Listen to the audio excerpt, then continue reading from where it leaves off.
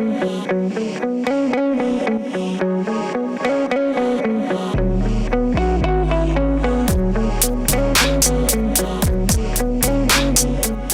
everybody. It's Ben Coe from Grappling Insider. Today, I'm joined by ADCC Trials champion. He's a multiple weight Polaris champion and just generally one of the best black belt competitors in the world today. Ash Williams. Ash, how are you doing? Yeah, great, Ben. Thanks for having me on. Of course. Thanks for giving me some of your time today. Really, why I wanted to have you on, obviously, we are about a month away, less than a month from ADCC, biggest tournament in the world, biggest tournament in grappling, really. You obviously qualified. Talk to me a little bit about just like a few weeks out. What's your mindset right now? I felt like good to go. Kind of for a little while now. I felt like I'm kind of just like almost waiting in the wings and just cutting weight. Um, just for the tournament. Like I feel like I'm ready, mentally and physically. I stay kind of ready all year round. Obviously nervous. But it just feels like it's coming together. And sometimes when you feel like it's your time, or like kind of things are just going, momentum's building and it's going the right way. I'm just more excited to get out there and just prove what I can do. So that's kind of where I'm at. And I've said before, I've said to a lot of people, if I win or lose or anything in between, it'll only let me know what I need to change between now and 2 more years. So the way I look at it is, for me, with a medal with ADCC, it's a when or an if, Mm-hmm. Mm-hmm. So then, like specifically, what's your training schedule look like these final few weeks? Like, how often are you training? Strength and conditioning? Kind of walk us through what that's like. Yeah. So obviously I'm training with Drag, that's the team I compete out of, and the team in my home city. Right now, training schedule is pretty straightforward. We train Monday to Thursday for 2 hours each morning, like pro training sessions, and they consist of usually like flow rest and warm ups, some leg mobility, and then we do some active drilling from different positions. So we've been doing a lot of active drilling from stand-up scenarios, turtle scenarios, leg lock entanglements, and then we do some good hard rounds towards the end of class. The main balance for us all the time is just how much contact for how much recovery, and how many rounds to do. I think it's a curse and a blessing for jiu-jitsu. Sparring is obviously the best bit. Everyone loves it.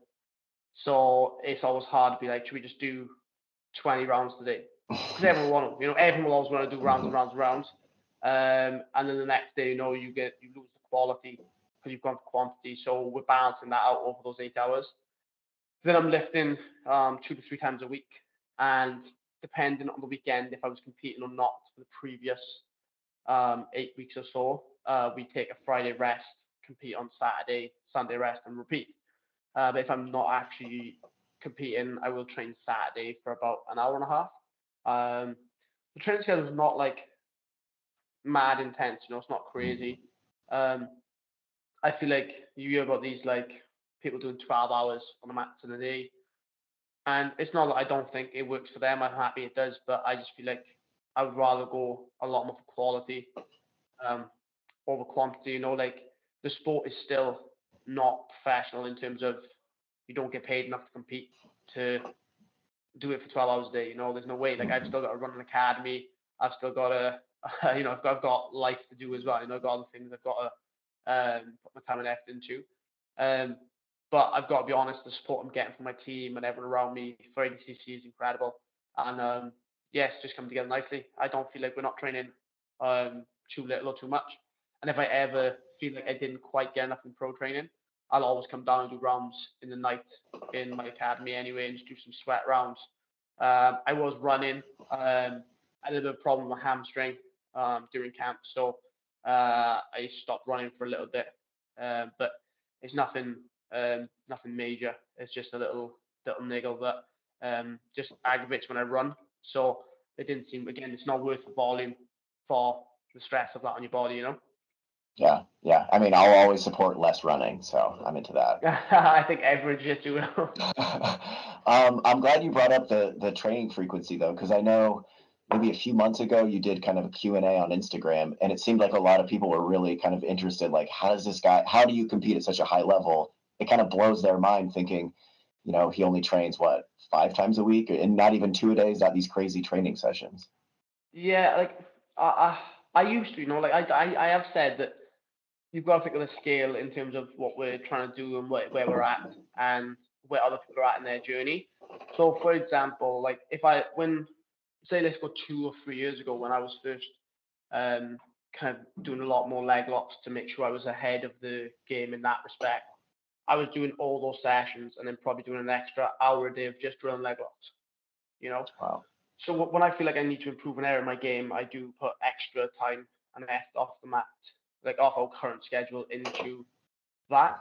And obviously, if you're a blue, purple, brown belt, then realistically, the twice a day is definitely available to you and it's feasible because you can do your hard session and then you can have a skill session where you're learning and developing one part of the game at a time, I suppose.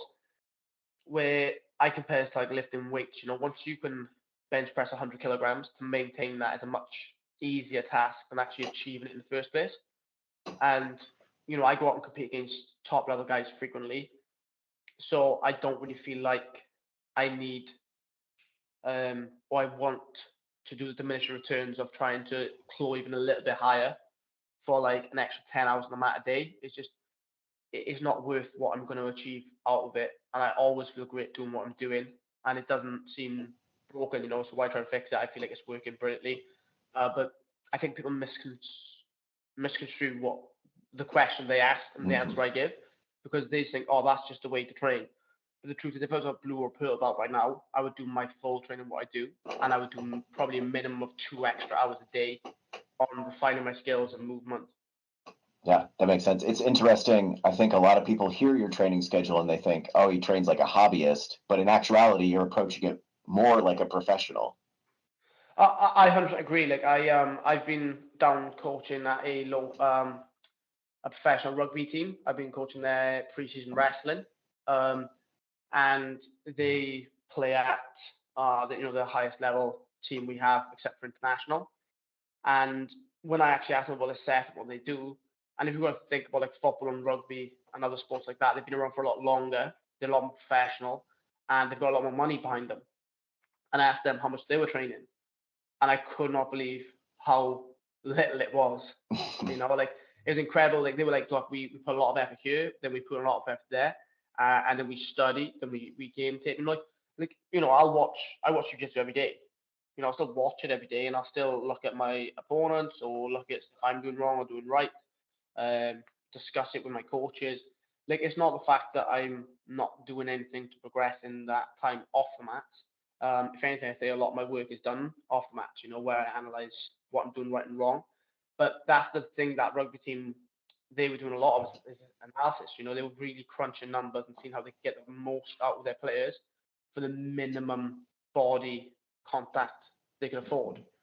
Like jiu-jitsu, I think one of the problems we're going to have, in particular with break mechanics, just getting better all the time, is longevity in the sport.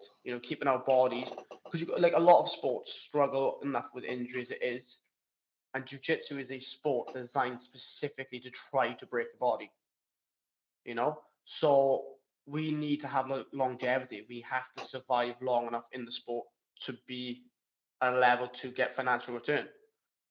So that's the balance you're playing with all the time, and I feel like we have got that balance down. Yeah, I feel like that makes a ton of sense.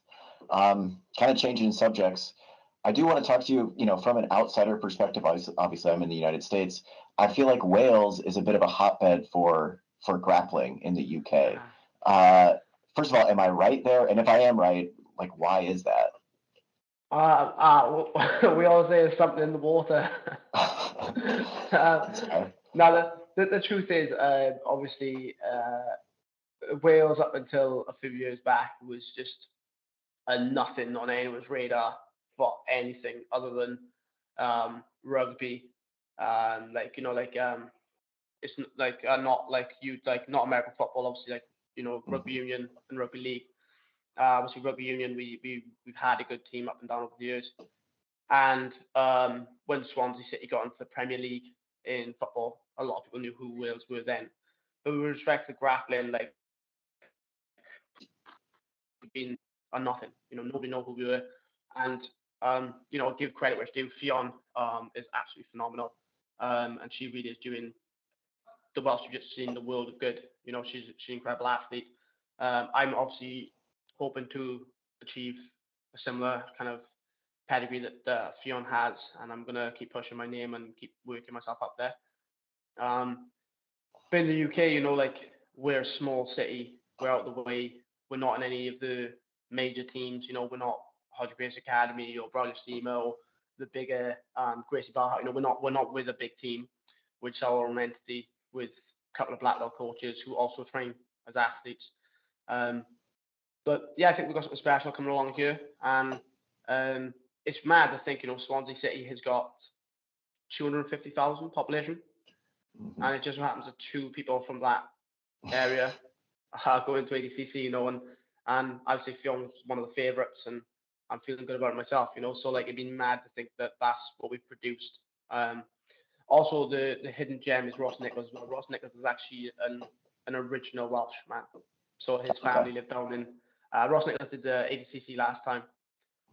Incredible athlete, but it's just mad to think that kind of 2 or 3 of the best to be produced out of the UK have all come from this little city that kind of no one knows about or hears about, So I'm glad it's kind of made its way over there. I'm glad people are starting to turn their heads towards Welsh Jiu-Jitsu because we've got a lot of people coming through as well, and I'm excited to see what we can achieve, not just now, but in the next 10 years. Yeah, that's awesome. Well, I'll say jiu-jitsu fans know about it at least. Yeah, it's cool. You got your black belt 21, 22, I believe. Yeah. And I think the first time I talked to you, you had mentioned to me that like you kind of felt like there was a little bit of pressure, right? Because at the time there was not that many UK black belts. Do you still feel that kind of pressure? Like maybe not pressure is the right word, but kind of notoriety, knowing that you're in that position for UK Jiu-Jitsu. Oh, that's interesting because obviously like just to help your last question, like my coaches, my brother, Chris Reese, and some of my top students like Tom Byron, Jamie Dix, all the team's top students, they're the innovators really. Like I'm kind of like a foot soldier. I just go out there and kind of do my job and kind of just go out and compete and kind of just do everything I can do. But really, they're the geniuses behind what we're doing and kind of how the team is functioning and like the balance of how much we train. And the truth is, now that we've kind of cohesively become this very strong team and we all enjoy competing together and we kind of working more as one unit, the pressure's kind of subsided a little bit in terms of I'm actually more excited now because I feel like what I'm doing, instead of taking the pressure of everyone, I feel like I'm just opening doors. I feel like I'm providing opportunity for my fellow teammates and my fellow Welshmen, and it's fun to be the first. It's fun to do something for the first time. That's why I'm excited for ADCC because no British athlete male has won a match. So if I get on that podium, I'll be breaking all types of records, and it's not a case of I don't feel like it's just all for me. Then I feel like I don't know if you read frequently, but I love to read books. And one of my favorites books I've ever read talked about the 4-minute mile, and they said like obviously it became an impossible. Everyone's like, it's just not. No one could do it. No one's gonna run a 4-minute mile. And when the first person run the 4-minute mile, within I think it was 20 days, 15 other people had run the 4-minute mile. So what I'm passing on and what I'm leaving behind me really is belief. I'm allowing the team to believe that we can achieve things that people just don't think are achievable. To say that a Welshman is going to win ADCC, like in Brazil and America, might be laughable, but over here it's totally plausible. My team believe I've got everything required to do what I'm going to do, and when I do achieve what I achieve, all it allows everyone else to do is to have belief that they can also achieve it. So it just allows the team to grow and be bigger and stronger. So the pressure is kind of turning almost into like a reward system now. I feel like I really am giving back by opening doors and kind of sharing my experience with everyone. So it's a really exciting thing to be able to do. And I've got a couple of years left in me now, so let's see what other doors I can open. Yeah, yeah. As you were talking, I was literally going to say, it sounds like it's not pressure now. It's more of like gratitude for the opportunity.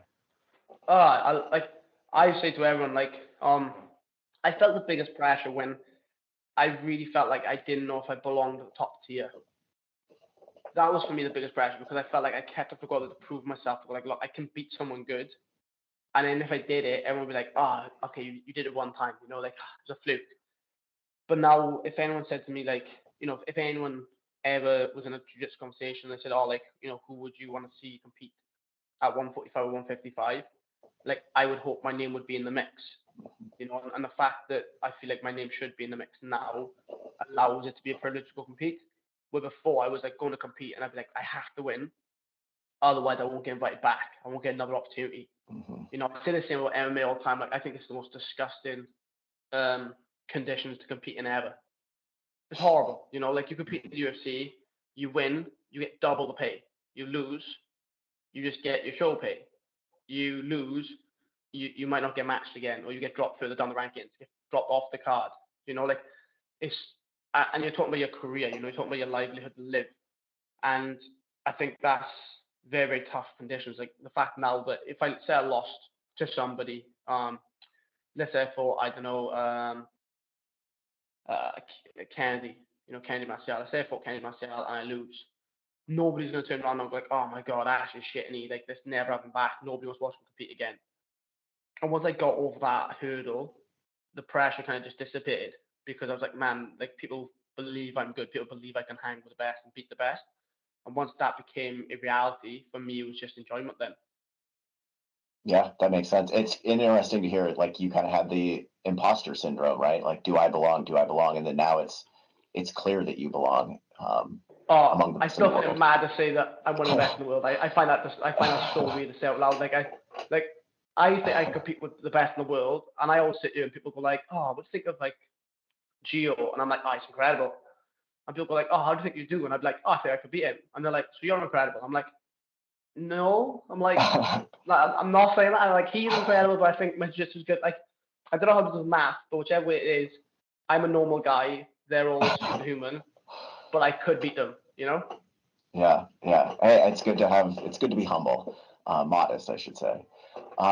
So I do want to talk about ADCC, getting ready for that. But first, you've had quite the run since ADCC Trials. I think then you had the gi match with Paulo Miao that you won.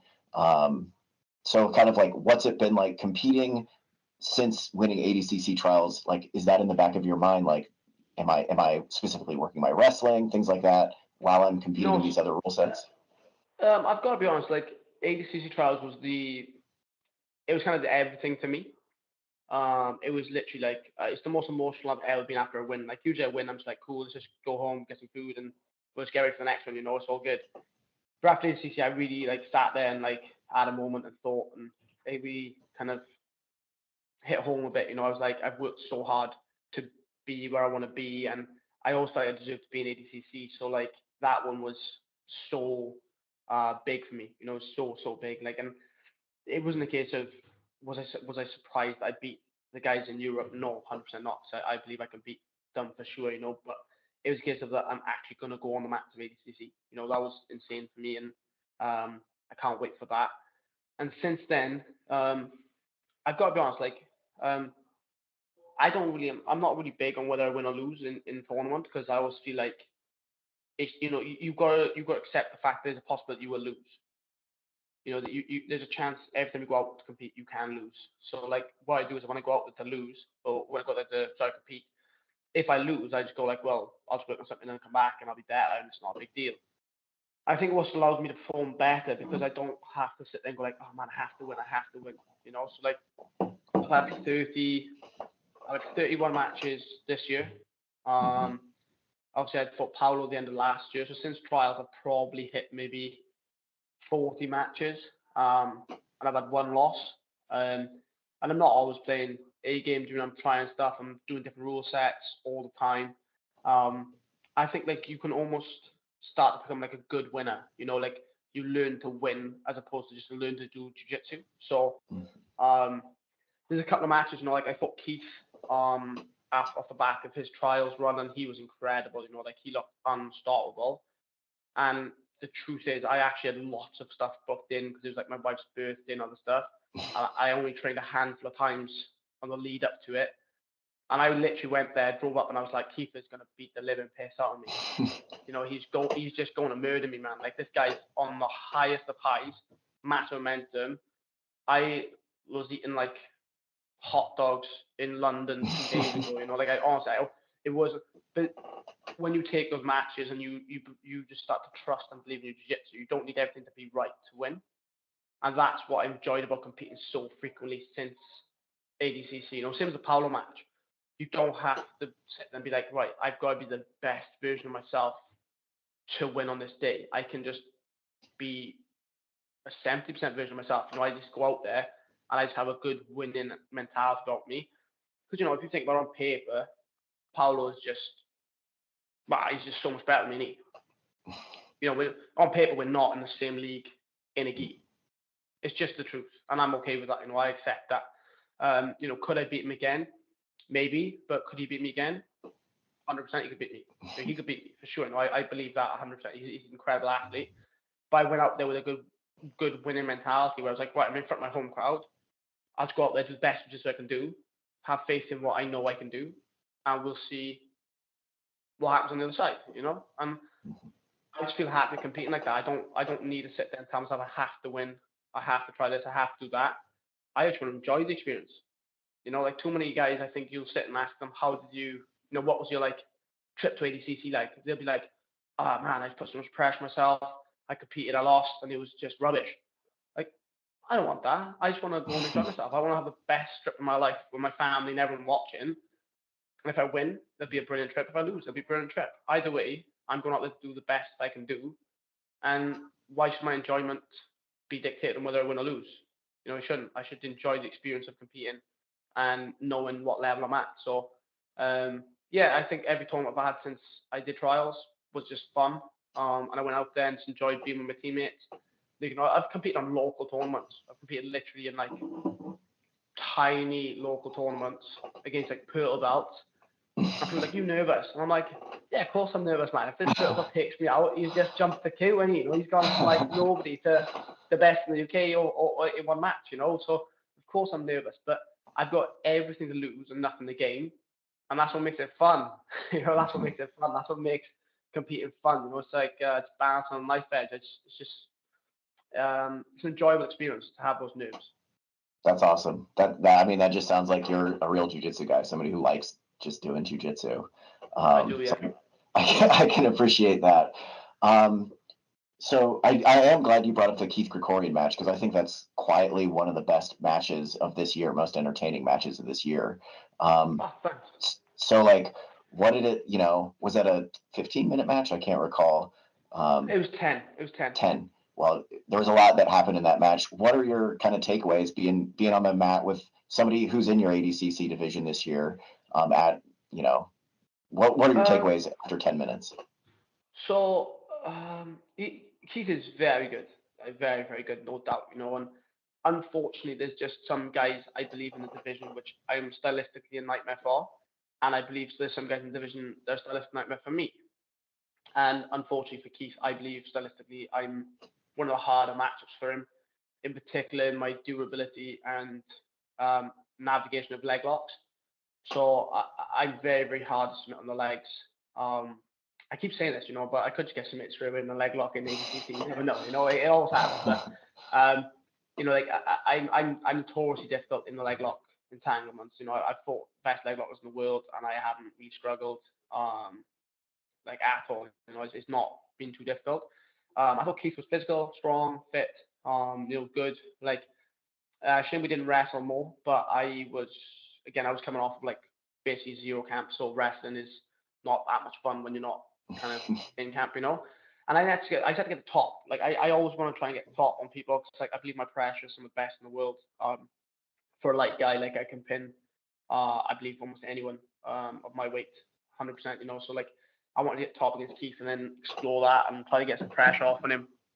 His entries are fantastic, but again, once you kind of deflect or beat a few entries on legs, I feel like it demoralizes the other person. You know, I feel like it takes a little bit away from the game, and then all of a sudden momentum starts to shift in your favor. Unfortunately, my style does require a bit of grit. You know, it requires you to kind of push through the person and kind of take their game away from them a little bit. So it does always take me a bit of time to do that. You know, like I passed, I think like maybe in the 7th, 8th minute, something like that. Mm-hmm. And I felt comfortable there. Once I passed, you know, I felt super comfortable. I wasn't really stressed. You know, I'm quite difficult to submit. I know that. So coming against Keith, I thought off his run and kind of how he looked, I thought stylistically it'd be a good match for me. You know, we didn't get to see much of his top game and passing, which I think could have maybe swayed in his favour if he'd used it more. But I definitely enjoyed the match, and it did really put me in good spirits for ADCC. You know, like it put me in like great mood for. You know, I fought Ethan before, I fought Keith now. You know, the bracket's changed like so much since the last ADCC bracket. You know, 66. Like there's so many different guys who are coming through, no killers, and they're just brilliant. You know, so. The Brazilians look really tough. You know, they look really tough. They look good. But again, I think everybody's got a weakness and everyone's got strengths. You know, if I play in all their strengths, I'm in for a rough day. You know, I'm in for a tough day at the office, and it's going to be a hard win for me. But if I play to my strengths and I kind of take them into my game, I believe my style suits ADCC brilliantly. You know, like again, I'm tough, durable. I wrestle hard. You know, I think I'm underestimated in a lot of parts of my game. People go like, because when I asked Keith afterwards, I was like, oh, what, you know, how come you went for leg locks? You know, you shouldn't, you know, like, surely you know I'm tough for leg lock. And every single one of them said the same. When I asked them every single time afterwards, they always go, oh, I thought I'd be the first one to leg lock you. You know, and I don't know, mind you rolling dice because I'm telling you, it ain't going to be that easy to leg lock me. So I think everyone always says that I'll be the first to do it because they think there's something different about their leg locks. But the truth is, leg locks have been around for quite some time now, and I think the understanding of them is actually very, very good. So I kind of know where I can lose. I know stylistically what would make my life hard. Obviously, I'm not going to divulge that. I'm looking forward to kind of whoever I get. But the match with Keith was brilliant. It was real nice to have that this year. I'm glad you thought it was exciting. The truth is, like, I actually put more emphasis on trying to be entertaining than winning. And it's actually why I end up winning because I push the pace really high. I try to move all the time, and I try to and I have to never leave the guy off pressure. And then eventually I get a pass or get a position. I do want to ask you about that kind of mindset. I feel like being a guard passer, especially in no-gi, kind of requires that I'm going to try 100 times, and on the 101st time, it finally works. And the Krikorian match is a perfect example, right? Because it came late in the match finally. Talk to me like how you approach that. Yeah, Matt, when I teach guard passing centers, I say that the thing is, like, I can teach you how I pass, but you won't do it because it requires such a good mindset. It requires the toughest, like, bulletproof mindset ever. Like the way I look at guard passing is like it's like the best Rubik's cube in the world. So basically, you're moving it and it's moving, and then you're moving it and you're trying to solve this puzzle that is fighting back. And to me, when I'm passing guard, I just think it's the most fun thing because I'll almost pass, and everyone's like, I'm just like, what do you mean? Like, this is brilliant. Like, I've learned something. I've learned how he's going to react, and I've learned what to do next. I learned where I can expose. And if it takes me 3 minutes or 30 minutes, I literally don't care. Like, it does not bother me at all. The only thing that plays against a guard passer in sub-only rule sets in particular is leg locks because you can pass like 30 times, they get one leg entry, and they get the decision. And that's without a bite or anything. They literally do not get a full leg lock at all. And you almost pass 30 times. They get you in honey hole once. And I was like, oh, that leg lock was close. And you're like, what are you on about? Like, do you even know what jiu-jitsu is? Like, you don't know nothing about jiu-jitsu. You think that's the truth. Like, I'll go into like 30 leg ups and happily know I'm coming out of them all. And then I'll pass you. Do you know what I mean? But it just takes time. You know, like, I hate to give him credit, but when you watch Gordon against Felipe, and people are hating on him saying like you didn't pass the guard. But if you watch what he did, he put Felipe under tremendous pressure. Like physically, man, that's what Felipe had to do to keep Gordon at bay was physically exhausting. and then Gordon would have started passing at will. But every match can't be like that. I mean, you can't have 50 minutes or 40 minutes to do that. And that's the problem, is guard passing is very physically demanding, very mentally tough. But if you keep a good mindset on it, it's just a case of it's going to happen. Just like, it just takes time. But I find it enjoyable. Like, I think failure is enjoyable when I'm passing, because I'll just learn how to do more next time, and eventually I'll pass. But not many people think that's skillful. Well, I think it's like one of the hardest skills in the world. I got respect for that. That's awesome. So let's talk about this 66 kilogram division. First of all, are there any? Obviously, there's tons of opponents that I'm sure you're excited about. Anybody in particular that really catches your eye as a potential matchup? No. No. Like, everyone gives, like, this is probably the most common question I ask. Like, oh, wouldn't you love if you drew Gary Tonon first round? No. What? Like, your mental, man. Like, he's one of the best in the division. Like, would I want Gary Tonon in the final? Yeah. Like, like, would I want any of them at any point? No. Like, they're all super tough guys. Like, I'm coming to prove I'm the best for shooter, and I want to compete against them. But if you're asking me, like, do I want one of them first round? They're all disgustingly good. So the truth is, whoever I get, like, is just going to be hard. It's going to be a tough match. Like, stylistically, I think there's a couple in there which suit me and will get me to the later rounds easier than others. Like, I believe I can beat everyone. But the truth is, like, would you want to fight the 4 toughest guys to win ADCC? Like, that would be class. That would cement you as one of the best ever. And that's what Craig Jones did. He really had a tough run, and he took out champions. Which was incredible. But do you really want that on your first ADCC ever? No. I'm just honest about it. Like, well, I could sit here and be like, Ben, man, I'm just killing everyone who comes my way. But that's just not how I feel. It's my first ADCC. I want to go in and do a good job. And the best way to have a good job is to build up through the matches, build momentum, get it on your side, get a good stylistic matchup, maybe first round, then have a good second round, and then just get ready for day 2. Because day 2, whoever gets there, they're going to be ridiculous. So, when we get to day 2, we'll kind of deal with that when it comes.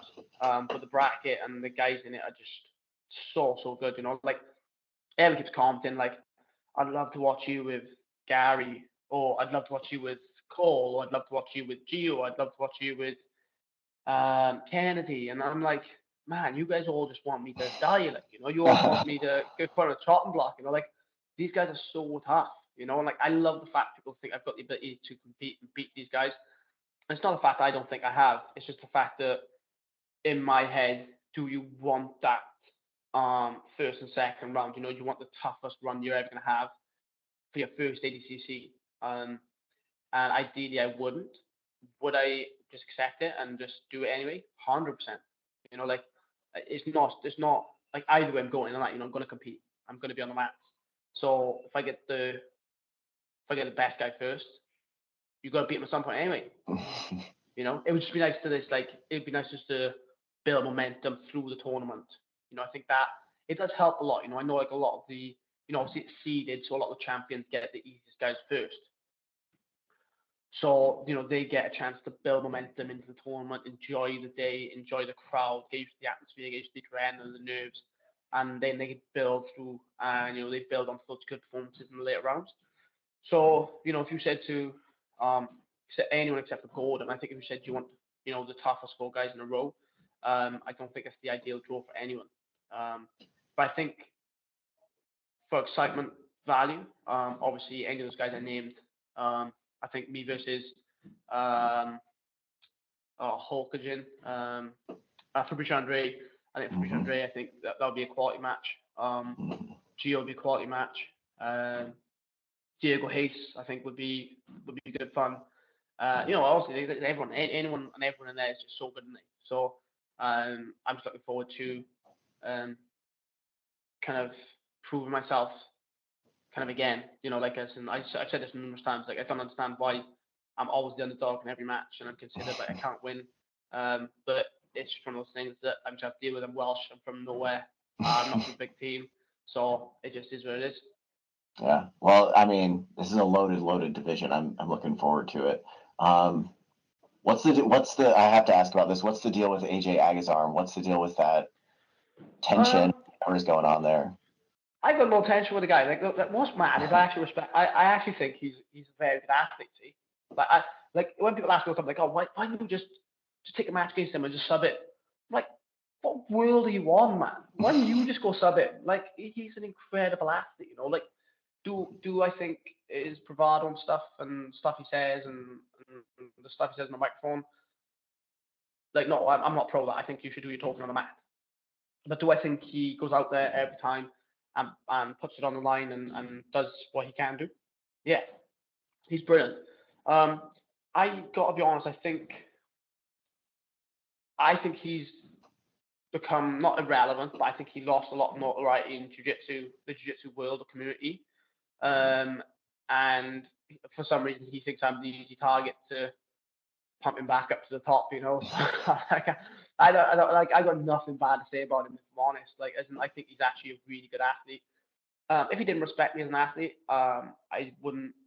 I think he's a fool, to be honest. Like, I think that about a lot of people when they talk about me, when they go like, like every interview, I always see people go like, I'll just take him down past his guard, take his back and submit him. I'm like, show me footage of that. Show me footage of someone doing that to me ever. You know, like, why would you disrespect my jiu-jitsu in that fashion? Like, my jiu-jitsu is very good, and you should have respect for it. You know, and if AJ doesn't respect us as an athlete or opponent, that's cool, man. We can dice it out at ADCC. It's not a problem. Or another show, it's not stress. I said to Polaris, like, I'll happily match him. My issue with matching AJ hasn't been that I don't want to or I'm afraid to. It's that it actually it realistically does nothing for me in terms of moving me forward for my title defenses and competing against guys who are going to get me bigger money and better money and stuff. I don't believe AJ does anything because people in jiu-jitsu will kind of lost my respect for him. You know, he hasn't won much lately. You know, if he wins this ADCC, that would be. I think that'd be pulling like a rabbit out of a hat. Do you mean like I know he took silver at the last one, which was incredible, but the pool of athletes is different now. If you talk to AJ, he'll say it's the weakest division because the pool of athletes is different. I don't think that's true, man. I think it's one of the most dangerous divisions where all the athletes are probably some of the most evenly matched in terms of how good they are, you know? Like 77 obviously is unbelievable. 77 is just stupid. And there's a reason why a lot of us cut, you know, to not being 77 because that's the pool of death right there. That's madness. But I don't know what AJ's beef is, but you know, I'm sure we'll dice it out before we both end our careers. So, and he has got a win over me. You know, he's got a win over me 6 years ago, which I think is completely irrelevant. Like, it's like having an argument with your girlfriend about like, oh, you said this 6 years ago. Like, what? Like, man, you're mental if you think I'm the same person I was 6 years ago. You know, there's no way. But yeah, I think a good match. I think a match for us would be good. He's not as big as I remember. He's quite a small human now. I was really small back then. I fought my lightweight, and I was actually about 68, 67 kilograms. But I'm a bit bigger now, and I definitely think I can match his physicality. So it'd be interesting. But my end, man, I got nothing bad to say about him. I actually think he's quite funny. Yeah, well, I mean, it's a match I'd be interested in watching for sure, whether it's at ADCC or elsewhere. Yeah. All right, well, that's really all I had for you. Before I let you go, though, like, let people know where they can follow you. If you have any sponsors you want to shout out, now's your time. Give a shout out to all my teammates, my family, everyone supported me. I couldn't do without them, is the truth. Tommy Fight there, who have been the brand I've been representing for years now. Grappling Industries actually just messed me up the blue and said, man, we think you're going to do it.